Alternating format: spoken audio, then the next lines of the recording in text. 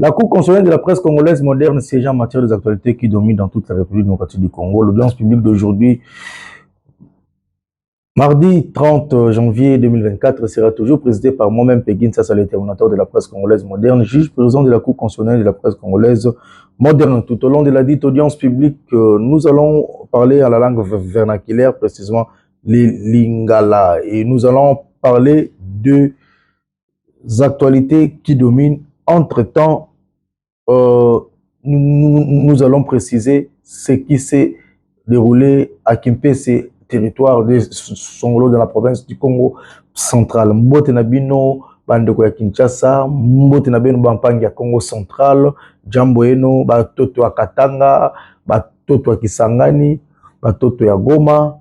Mbote Nabino Bandeko, Zone nationale Équateur, alors alors tous na Kinshasa, capitale ya République démocratique du Congo. Le lot tous en essayant de représenter une émission oyo kasi actualité ezako kosenga na biso to lobela matali situation sécuritaire oyo ezo leka na mboka ya Kimpese, précisément na territoire ya Songololo. Na bisaki bino na émission na te ko sala que tangu André Wamé Sololo akotaki na Assemblée nationale abimi azalaki na esengote na força qui na lobisaye pona elikamu etali situation sécuritaire oyo ezali na territoire oyo ya bimeli député. Bandeko na ngai honorable André Wamé azalaki clair alobi pe alobaki que azali na esengote malgré que azali premier jour na ya kokota na Assemblée nationale, mais attaque molobeli ya peuple et si azwaki ba coup de fil ebele abengaki ba service nyonso po ete likambo ya kimia esalama pe ezala na territoire ya Songolo, précisément na Kimpese, malgré que moi 2-3 politiciens mosusu bazolinga ba diaboliser ba comme ça on est neti kaka. Mais awa lelo à partir déjà à 19h30 Zélé Fongamaki. Si restriction quand il y a autorité, quand il y a bateau bozo finga wana na nenga système, ba ngone ba instruire batou acquis des droits, ba sala musana bango pour na combattre la population na biloko na bango. Bomona ki ministre provincial et intérieur Papi Mambo onenga kitaki na Kimpese, na commissaire provincial, il y a la police, il y a Congo central, général Israël Kantou, les bakitaki population ayoka kipe bango kimi kotaki nzele fongomaki, mais yo jeune ya Kimpese, yo jeune ya Songololo oyebi ke obomaki policier ba okanga yo pe policier oyebi ke obomaki population na masasi ba okanga yo. Justice ekosala musala na yango, justice ekosala musala na yango, yango nde bakonzi balingi kasi esenga bino boyeba ke tozwaki pe mwana mboka Papi Mambo, ministre provincial de l'intérieur ya Congo central en duplex oyo ayebisi biso ke dès lelo déjà couvre-feu ebandi na Songolo Mobimba, donc de 20h à 5h du matin. Jeune ya Songololo, jeune ya Kimpese pour n'intérêt à batela pour lelo insécurité mo comme na Songololo diabo saranate bakokanga bato wana nyonso kasi yo papa yo mama oyebi ke mutu oyo azara criminel yeba ko dénoncer na la police kasi population pe sengi na bakonzi ya la police wana na lotindela général Alongaboni Benjamin grand frère propre message colonel André Kainda yebisa mon général que population ya Kimpese balobi ba changer ba service de sécurité nyonso wana parce que apparemment on dirait bazom mona que on dirait comment associer les criminels moussous. Parce que criminel mon côté avec Kangama. Population va souffrir, il y a au moins qui population et bien balabala. Donc, c'est la même qui interview ndenge honorable André wa mesa prometa ki bana songololo na micro nanga que azwa ki ba coup de fil libellé pe déjà a bengi bana songololo oza calme kimia ekota lelo pe kimia yango ekoti mais ba autorité et belé beaucoup moins ba kota na ka rappeler mon musozo ngazo kominanga o gouverner papa pour ni gouverner ka ministre intérieur pour ni gouverneur avec la ministre chaque ministre avait une attribution na ye makambo état sécurité il y a province état ministre provincial et intérieur bon monaki ministre kitaki donc beaucoup critiquer na bino mais il faut oser en matière avant ya koloba bon na nanu mwana mboka André wa mesolelo lolo ndenga lobaki na micro na ngai pour to la famille mino ki makambo to la ndelyango tina suka avec impact na idéologie. C'est parti à l'image. Pour la journée moko ya esengo pour eza journée ya liboso oyo la législature ya sika tout ça la première session na biso touti ko installer bureau d'âge mais eza journée ya mawa au banda tongo na zo ba appel ya bandeko na ngai ya Kimpese na territoire ya Songololo balingai ko manifester parce que situation insécurité eza kuna makasi toyoki même que bazo attaquer ba hôpitaux bazo koyiba ba matériel médical na ba hôpitaux bazo koyiba ba malade donc ezaki eloko moko inadmissible baki vivement na marche moko pacifique mais toyoki que police oyo elingaki te ba manifestation esalama et utilisaki babengaka yango force de manière disproportionnée mpona kodisperse bamanifestant ememi kufa na kati ya population ya Songololo eloko ya liboso nazoprésente bacondoléance na ngai nyonso na bafamille na koluka nazwa bakombo ya moko na moko oyo awei to mpe baoyo baza na bahôpitaux baoyo bazali blessé et puis likambo mosusu nalingi koloba ke ezokorapele ngai par rapport ya message oyo population epesaki pendant campagne eza kokipe basusi na bango kokipe susi ya territoire ya Songololo ya bana Kimpese en tout cas susi oyo ya liboso oyo ya insécurité nazwi yango mpenza na maboko et puis nasengaki na ministre ya intérieur na pe ministère ya justice mais mingi intérieur po etali makambo ya police po ba ouvrir enquête moko interne mpona ke bato oyo basali makambo wana oyo ememi na babavure policière bazwa punition oyo elongo bani oyo eza na kati ya mibeko ya mboka na biso. Voilà, et donc pour la makambo misusu ezo inspiré ngai que il faut nazala vraiment molobeli et na bunda pona bana ya territoire ya Songololo plus précisément bana pe ya Kimpese. Na bisaki bino ke tosoyaki na duplex na ministre provincial ya Congo central Papi Mambo Luamba oyo annonçaki couvre-feu na ba mesure nyonso oyo gouvernement provincial ya Congo central ezui pona ko sécuriser population na biloko na bango to na duplex ya terminateur de la presse ndenge asolaki na ministre provincial intérieur ya Congo central Papi Mambo to la ndango siko. Nous avons déjà décidé de ce soir, il y aura un couvre-feu à partir de 20h jusqu'à 5h du matin pour permettre à ce que nous puissions dénicher ceux qui sont derrière cette histoire. Parce que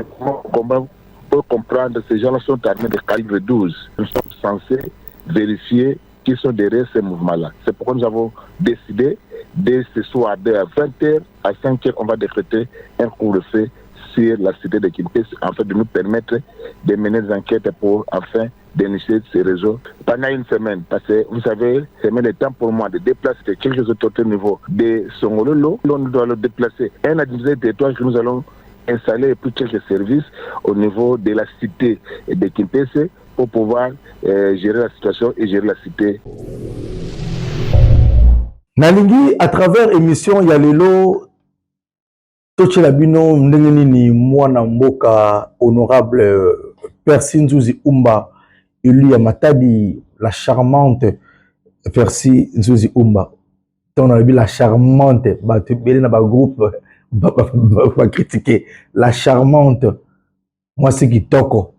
honorable Percy Nzuzi Umba, à Kotaki, l'Assemblée nationale, Azali député élu à Matadi, vrai chéri, et puis, tu peux accompagner la visibilité qui a dit que na Matadi, député national à moi c'était. Docteur Gibandou, vrai job à Bogar Bazali. Mais tu es vrai chéri, honorable Percy Nzuzi Umba, Oyo, ayo grave instruction, il y a hiérarchie à partir, surtout dans CG, AK, Oyo, après ça, il y a conseil, stratégie, Percy Nzuzi a bouli, na terrain, surtout na fondation na ye, na parti IDPS, asali musala nekitoko. Bana Kinshasa, tous allez na événement munene oyo ezali ko se préparer et aux alamoko, il y a le 9 mars 2024 de 8h30 à 11h ezali nini. Maman pasteur Myriam Changala Basele, Maman Lifa, azali na mubange na événement dans le cadre ya Myriam Ministry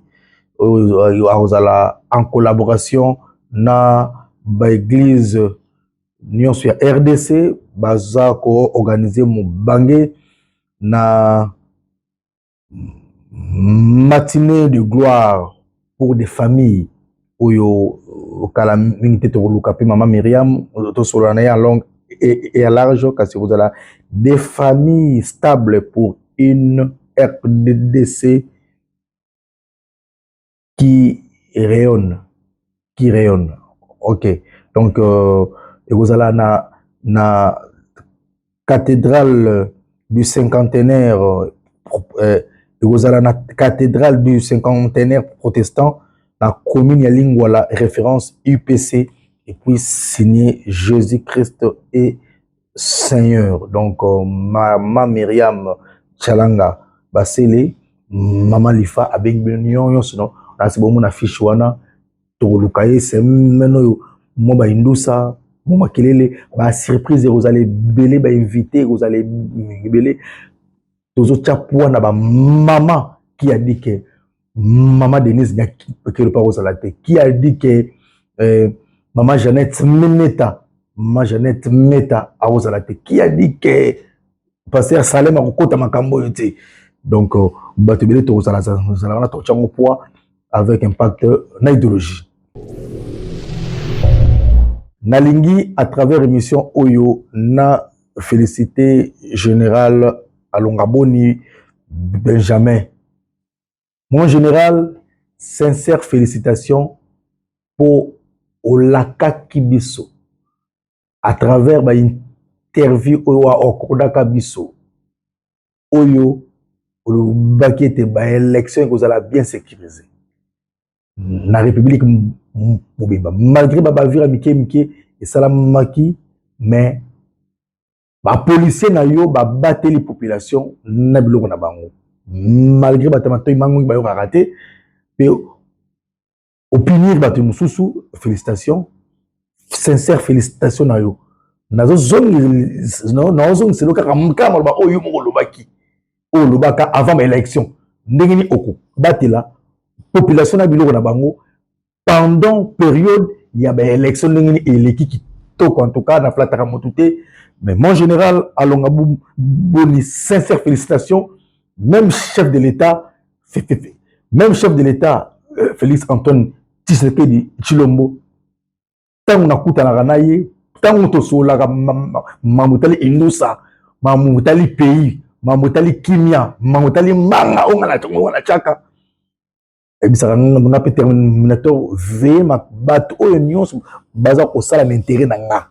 tia bango poids. Mokonzi ya mboka yebisa ngai mutu nyonso oyo aza ko sala l'intérêt ya peuple pe ya ye. Surtout na idéologie le peuple d'abord. Tia poids na kombo na nga. Na journaliste amandiante na senga mutu te na commander te mais tant ozo sala musala bien na ko tia poids yango moi na tia poids. D'abord,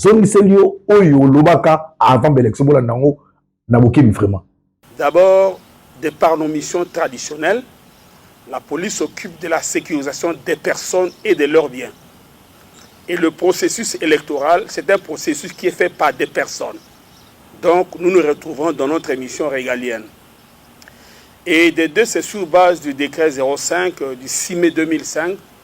portant plan opérationnel de la sécurisation du processus électoral, qui est d'ailleurs obsolète parce que jusqu'à présent, il n'y a aucun texte qui a remplacé. Nous travaillons sur base de cette disposition. Le seul message que je vais passer à toute la police nationale congolaise à travers cette interview,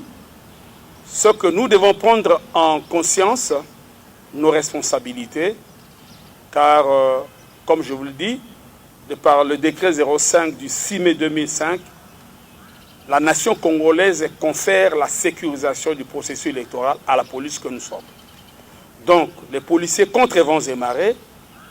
quelles que soient les conditions dans lesquelles nous allons nous retrouver, nous avons l'ultime devoir et l'ultime obligation de sécuriser correctement le processus électoral, parce qu'il va de notre intérêt que les élections soient apaisées, transparentes et consorts, pour que nous en tirions bénéfice. Merci beaucoup, Général Alongaboni Benjamin, commissaire général, il y a la police nationale congolaise, donc numéro 1, il y a la police, il y a Mokanabiso Mobimba, il y a Congo Mobimba. Donc après, commandant suprême, Fachi Beton Mukotombolo, mais Moutassimbi, la police, il y a Mokanabiso, il y a très intelligent, très sage, courageux, opérationnel au service de la nation. Voilà, directement dans le colonel André Kaninda, Peselangam Mokonzi Mbote, Esika Azali Moussala de Kitoko, on a une stratégie où on a un cadre, il y a battre la population, il y a vraiment Mokonzi Mboka à Alingi. Donc, on a vraiment na souka émission na Nabiso. Merci beaucoup na moi na Mboka aimé Lutomama Obo Pesaki. Mot d'ordre, pour sensibiliser la population dans la kimia. Merci beaucoup na moi na Mboka Rémi Makuta ndenge pour sensibiliser la population, pour calmer la population.